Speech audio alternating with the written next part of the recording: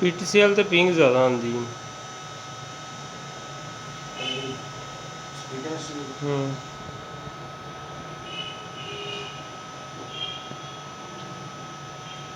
Zone ਦਾ revision ਅੰਦਰ ਇੱਥੇ ਲਿਆ ਕੇ ਤੇ ਸ਼ਿਫਟ ਕਰ ਦੇਣਾ ਇੱਥੋਂ ਸਾਰੇ ਨੂੰ ਖਬਰਾਂ ਆਈਆਂ ਉਹ ਚਲਾ ਦੇਣਾ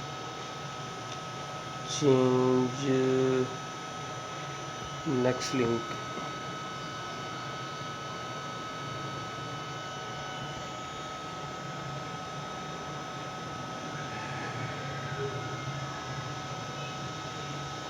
ਇੱਕ ਸੋਲਰ ਦੀ ਗ੍ਰੇਡ ਲਿਆ ਕੇ ਤੇ ਲਾ ਦੇ ਘਰੋਂ ਇੱਥੇ ਉੱਪਰ ਸਹੀ ਹੈ। ਤੇ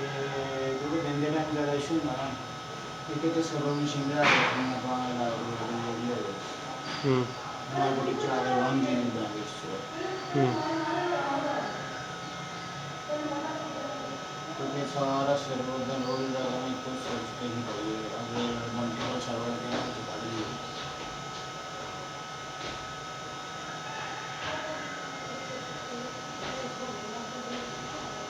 चल